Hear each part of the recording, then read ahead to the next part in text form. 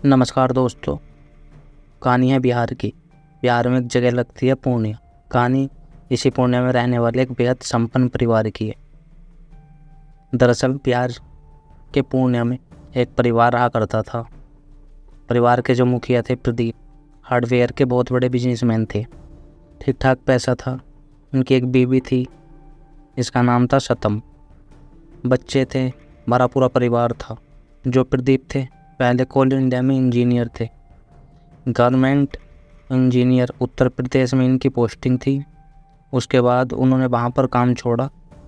काम छोड़ने के बाद उन्हें लगा कि शायद जहाँ पर जन्म हुआ है, जहाँ पर पले बड़े हैं, अगर वहीं पर आके अपना काम धंधे को आगे बढ़ाएं तो शायद ज़्यादा अच्छा होगा।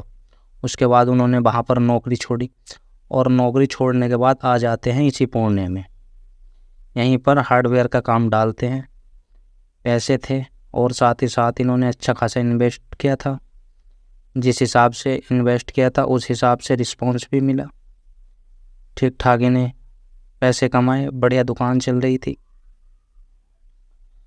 घर बढ़िया था, घर में नौकर चाकर थे और किसी तरह की कोई दिक्कत नहीं थी। तमाम चीज़ें बिल्कुल ठीक चल रही थी। वक्त धीरे धीरे आगे बढ़ रहा था, बच्चे बड़े हो रहे थे। लेकिन इसी बीच, इसी साल 2024 मार्च महीने की बात है, अचानक से सुबह सुबह 2 दिन पहले की बात है, जब इनके घर में जो इनकी मेड है यानी कि नौकरानी, वह आती है। तो आने के बाद उसने जब घर के अंदर कदम रखा, कदम रखने के बाद जो कुछ उसने देखा, देखने के बाद उसकी चीखें निकल जाती हैं। अंदर फर्श पर जो प्रदीप थे वो गिरे पड़े थे, गर्दन पे कुछ लाल निशान, चेहरे से खून टपक रहा था, सर से भी खून टपक रहा था। और थोड़ी दूर पे जो प्रदीप की बीवी है सीतम, वो एकदम अचेत अवस्था में पड़ी थी, मानो कुछ सूझ ही नहीं है कि क्या हुआ है और क्या हो रहा है। अब जो मेड यह चीज़ देखती है, देखने के फौरन बाद चीखती है। चीखने के बाद आसपास के तमाम लोग चीख सुनकर भागे भागे घर के अंदर दाखिल हुए। अब आसपास के तमाम लोग जब आते हैं तो वो भी देखते हैं कि प्रदीप फर्श पर पड़े हैं। फौरन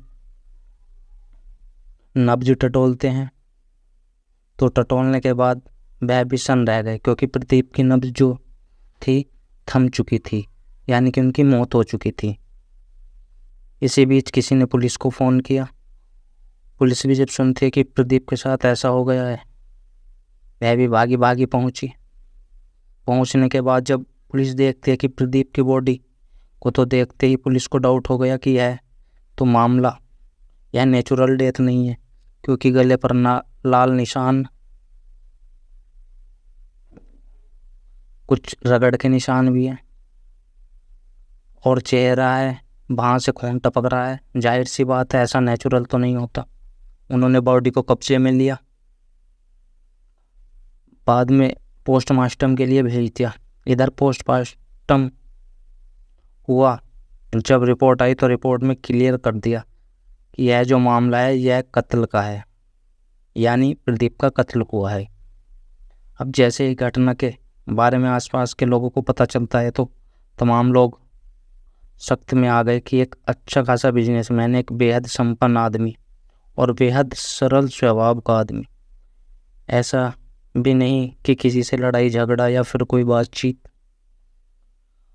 हो, किसी से कोई बहस नहीं, एक अच्छे खासे इंसान को घर के अंदर कौन मार देगा। अब जांच पड़ताल शुरू हुई। सबसे पहले बीबी से पूछा गया कि कौन आया था, किसने मारा। बीबी कहती है मुझे नहीं पता, हाँ मैंने इतना ज़रूर देखा है कि 2 लोग मुंह पर मास्क लगाकर आए हुए थे और इन्हीं लोगों ने मेरे ऊपर हमला किया। मैं चुपचाप बैठ गई। उसके बाद मेरे पति ने उनसे लड़ने की कोशिश की तो उन्हें मेरे पति को मार दिया और फिर चले गए। मैं नहीं जानती वे कौन है। अब पुलिस वाले जब यह बात सुनते हैं तो सुनने के बाद एक चीज़ पूछते हैं कि आपका इतना बड़ा घर है तो क्या आपके घर में कोई कैमरा वगैरह नहीं है। बीवी कहती कि कैमरा तो था, क्योंकि पुलिस ने वहाँ पर वायर वगैरह देख ली थी, जो कैमरे के वायर होते हैं। तो फिर पुलिस वालों ने पूछा कि कैमरा कहाँ गया। बीबी ने कहा कि कैमरा निकाल दिया गया। अब यह चीज़ पुलिस वाले सुनते हैं। सुनने के बाद उन्हें बड़ी हैरानी होती है। उन्होंने कहा कि एक आदमी अपने घर में कैमरे लगवाता है अपनी सुरक्षा के लिए, ऐसा कैसे हो सकता है कि कैमरों को कुछ दिन पहले हटा दिया गया हो। बीवी ने फिर कहा कि साहब, हम लोगों के बीच डिस्कस हुआ, हमने डिसाइड किया कि कैमरा बहुत अच्छी चीज़ नहीं है। घर में कौन आ रहा है कौन जा रहा है तमाम लोग चेक करते रहते हैं, तो हमने हटा दिया। अब पुलिस वाले जब यह स्टेटमेंट सुनते हैं तो बड़ा डाउट होता है कि यह कौन सी बात है। आदमी कैमरा लगाता ही इसलिए कि घर में कौन आ रहा है कौन जा रहा है यह पता चले। अब इस वजह से कोई परेशान होकर कैमरा क्यों हटा देगा। और कौन ऐसा था जो चोरी छिपे आता था, जिसके बारे में दोनों मियाँ बीवी एक दूसरे को नहीं बताना चाहते थे। और आमतौर पर ऐसा होता है कि एक नहीं बताना चाह रहा तो दूसरा जिक्र करता है, ना कि कैमरा हटा दिया जाता है। उन्होंने फिर नौकरानी को बुलाया और कहा कि तुमने क्या देखा। नौकरानी ने जो कुछ देखा था फिर से बताया कि साहब, जो हमारे मालिक थे प्रदीप, वह ज़मीन पर पड़े हुए थे। थोड़ी दूर पर जो सीतम थी वो बैठी हुई थी। पुलिस वालों ने पूछा कि क्या सीतम कुछ ऐसे लग रही थी जैसे उसके साथ किसी ने हाथापाई की हो। नौकरानी ने कहा, नहीं साहब, सीतम जैसे आम दिनों में रहती थी वैसे ही थी। अब पुलिस वालों ने कहा कि अच्छा, एक बात बताओ, क्या कोई ऐसी चीज़ है जो तुम जानती हो और ऐसी कोई बात है जो बतानी चाहिए तुम्हें। नौकरानी पहले तो कुछ देर चुप रहती है, लेकिन पुलिस वालों ने जब उससे कहा कि नहीं बताओगे तो यह केस सुलझेगा नहीं, हमें तुम्हारी मदद चाहिए। तब नौकरानी ने कहा कि साहब, एक बात ऐसी है जो कहना तो नहीं चाहिए पर बता देती हूँ। साहब की गैर मौजूदगी में एक शख्स यहाँ पर आता था। उस शख्स का सीतम मैम के साथ अफेयर था। अक्सर वह आदमी घर पर आता रहता था। साहब को नहीं पसंद था। मैं तो अक्सर उसको देखती रहती थी कि वो बेडरूम तक में जाता था। इस बात को लेकर साहब और जो मैम है, इन दोनों के बीच झगड़ा भी हुआ था, यानी प्रदीप और सीतम के बीच। झगड़ा होने के बाद फिर कैमरा भी लगाया गया था। प्रदीप ने कैमरा भी लगवाया कि कौन आ रहा है, लेकिन सीतम ने फिर जिद करके कैमरा हटा दिया था। अब स्टेटमेंट जब पुलिस को मिलता है नौकरानी के द्वारा, तब शायद संदेह की कोई गुंजाइश ही नहीं बचती। फ़ौरन पुलिस वालों को सीतम के ऊपर पूरा डाउट होता है। इसी बीच एक और शख्स आता है जिसका नाम था सच्चिदानंद, और इत्तेफाक से ये मरने वाले प्रदीप के मामा थे। इन्होंने भी कुछ जानकारी बताई और इन तमाम जानकारी और तमाम स्टेटमेंट को सुनने के बाद कहानी पहुंच जाती है कई साल पहले, और एक ऐसी सच्ची घटना निकलकर सामने आती है जिसे वास्तव में सुनने के बाद, जानने के बाद आप भी हैरान हो जाएंगे। जितना आपको प्रदीप के ऊपर तरस आएगा उतना ही आपको सीतम के ऊपर गुस्सा आएगा। और कहानी की असल शुरुआत होती है साल 2018 से। 2018 में जो प्रदीप थे उनकी कुछ टाइम पहले शादी हुई थी। प्रदीप पढ़ने लिखने में बेहद होशियार। उन्होंने बीटेक किया। बीटेक करने के बाद एमटेक किया। इत्तेफाक से दोनों चीज़ बहुत अच्छे कॉलेज से की, अच्छे नंबरों से की, अच्छे रैंक से की। उसके बाद इनको बढ़िया सरकारी नौकरी मिली। इन्होंने सर्विस सिविल की तैयारी शुरू की। खासकर जो इंजीनियरिंग डिपार्टमेंट में होता है, तमाम तरह के एग्ज़ाम इन्होंने क्रैक किए और अंत में इन्होंने इक्का एग्ज़ाम क्रैक किया। एग्ज़ाम क्रैक करने के बाद इन्होंने नौकरी ज्वाइन की और इनकी पहली पोस्टिंग होती है उत्तर प्रदेश में। उत्तर प्रदेश में इनकी पोस्टिंग हुई कोल इंडिया में इंजीनियर के रूप में, गवर्नमेंट इंजीनियर। इनकी नौकरी लग गई। नौकरी लगने के बाद अपनी बीवी को लेकर यूपी में चले गए। तमाम चीज़ें बिल्कुल ठीक ठाक चल रही थी। पैसे भी ठीक ठाक, बीवी का भी ख्याल रखा करते थे। जो बीवी थी सितम, वो भी देखने में बेहद खूबसूरत। तो तमाम चीज़ें बिल्कुल ठीक चल रही थी। एक अच्छे खासे इंसान को जो कुछ चाहिए था, पैसा, एक सुंदर बीवी, आज्ञाकारी बीवी, और कोई टेंशन ना ही कोई बीमारी, सब ठीक ठाक था। प्रदीप वहाँ पर ज्वाइन करते हैं उत्तर प्रदेश में। ज्वाइनिंग करने के बाद अब यह काम पर निकल जाते हैं, शाम तक वापस आते हैं। इनका डेली रूटीन, डेली शेड्यूल यही था। बीवी थी, वो घर पर आराम करती थी, अकेली रहती थी, कभी शॉपिंग करने चली जाती थी, टाइम मिलता था, घूमने का मन करता था, मॉल वगैरह चली जाती थी। बाकी अपना मोबाइल फ़ोन वोन में बिजी रहा करती थी। मोबाइल पर उसने अलग अलग जगहों पर अकाउंट बनाए, इंस्टाग्राम, फेसबुक, ट्विटर इंस्टॉल कर रखे थे। कुछ फन ऐप भी थे। सोशल मीडिया प्लेटफॉर्म को स्क्रॉल करने के दौरान एक लड़के से उसकी मुलाकात होती है। अब एक लड़के से उसकी मुलाकात हुई, मुलाकात धीरे धीरे आगे बढ़ी, दोनों के बीच बातचीत ठीक ठाक होने लगी। पति बाहर रहता था तो फिर कोई दिक्कत भी नहीं थी, चाहे जितना मन करे बात करते करते धीरे धीरे उस आदमी से सितम का अट्रैक्शन बढ़ा। सितम उसे पसंद करने लगती है, वे आदमी भी सितम को पसंद करने लगता है। इत्तेफाक से कोई रोक टोक या फिर कोई बंदिश भी नहीं थी। अब आए दिन उसी फ्लैट में जहाँ प्रदीप और सितम रहते थे, प्रदीप के जाने के बाद सितम उस आदमी से मिलने लग गई। जब उसका मन होता तब बुला लेती, एक दूसरे के साथ वक्त गुजारते।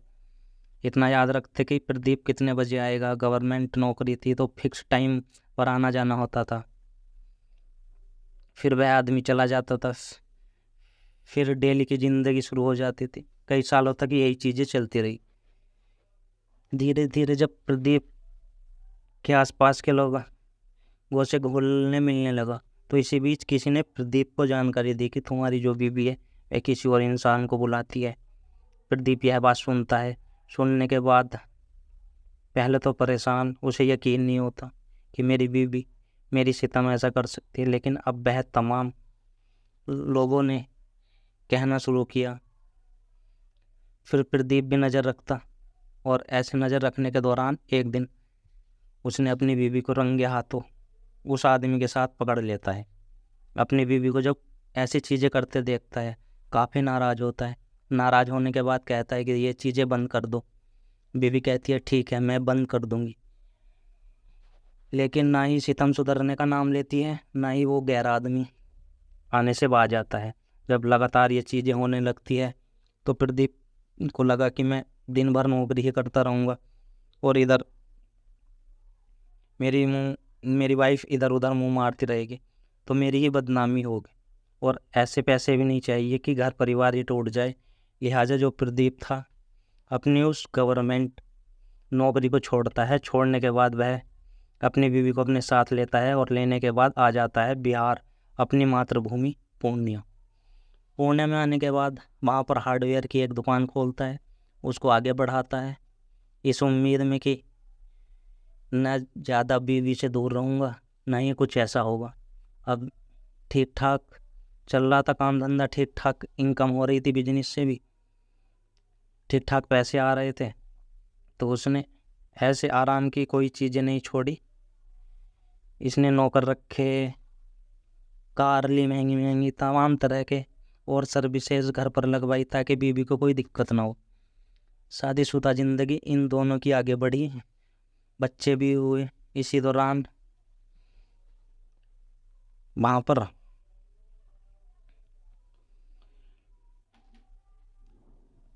सितम और प्रदीप आराम से रहने लगे। तो प्रदीप ने एक आदमी रखा जिसका नाम था नितेश, अपनी दुकान पर, जो इनका पानी पहुंचाने का काम करता था। 20 रुपए का कोई 20 लीटर समथिंग का पानी आता है डिब्बा, वह डिब्बा पहुंचाने का काम था उसको। अब आए दिन नितेश आता पानी लेकर। प्रदीप को भरोसा था कि नितेश ठीक आदमी है, लेकिन देखते ही देखते प्रदीप की जो बीवी थी सितम, इस नितेश को भी पसंद करने लगती है। नितेश को पसंद करती है। पसंद करने के बाद फिर से वही सब चीज़ें जो पहले हो रही थी। इस बारे में भी जब प्रदीप को भनक लगती है कि उसकी बीवी सितम और जो पानी वाला वाटर बॉय है उसके साथ ऐसा अफेयर चल रहा है, फिर यह नाराज़ होता है। नाराज़ होने के बाद नीतीश को मना करता है, कहता है कि आज के बाद तुम मेरे घर पर मत आना। बीवी को भी समझाता है। इसके बाद अब यह दोनों चोरी चोरी छुपे छुपे मिलने लगे। अब जब चोरी छुपे मिलते तो फिर दिक्कत हुई। फिर प्रदीप ने अपने घर में कैमरा लगवा दिया और आए दिन उस कैमरे को चेक करता कि कौन आ रहा है कौन जा रहा है। और जब कैमरा लग गया तो सितम और नितेश कैसे मिले। इधर सितम लगातार कोशिश करती कि नितेश से मिला जाए, इधर प्रदीप ने कैमरा लगवा दिया। बाहर निकलने पर पाबंदी लगा दी तो सितम अब घर में कलेश करना शुरू करती है। आए दिन प्रदीप से लड़ती झगड़ती है कि कैमरा बंद करो, तुम्हें मुझ पर भरोसा नहीं है। प्रदीप ने कहा कि अगर तुम ठीक हो, तुम्हारा कैरेक्टर ठीक है, तुम सुधर गई हो, तो तुम्हें कैमरे से कोई दिक्कत नहीं होनी चाहिए। इस बात को लेकर आए दिन झगड़ा होता रहता और अंत में स्त्री का चरित्र जीतता है और फिर से कैमरा हटा दिया जाता है। कैमरा हटा दिया गया, नितेश का आना जाना फिर से शुरू हो गया। इधर यह तमाम चीज़ें जब प्रदीप देखता है तो काफ़ी परेशान होता है।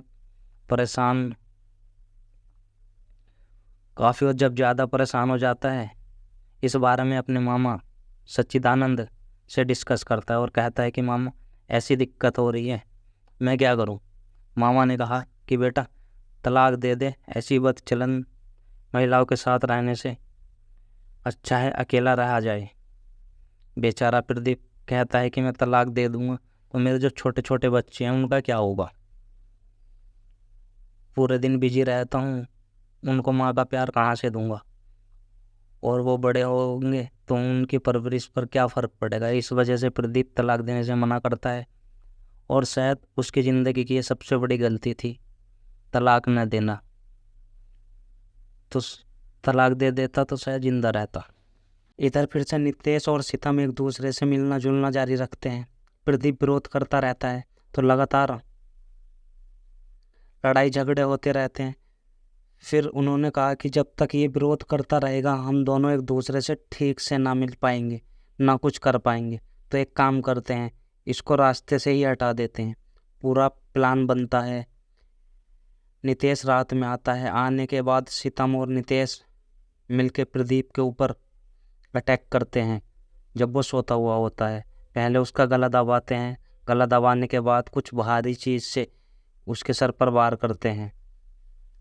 जब प्रदीप मर जाता है तो इन दोनों की हिम्मत और जज्बा देखिए कि घंटों तक एक साथ एक रूम में एक बेड पर रहते हैं।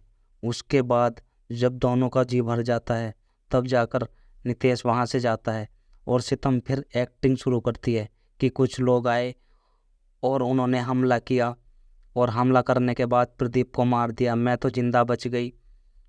और शायद इसका प्लान सक्सेस भी हो जाता। लेकिन जो सितम थी, कहना तो नहीं चाहिए, एक बदचलन औरत थी जिसका सभी को पता था, पड़ोसियों को भी, रिश्तेदारों को भी, नौकरानी को भी। इस वजह से उसका प्लान सक्सेस नहीं हुआ। पुलिस वालों ने जिससे भी पूछा उसने सितम के बारे में ही बताया कि ये सही नहीं है। जब पुलिस वालों ने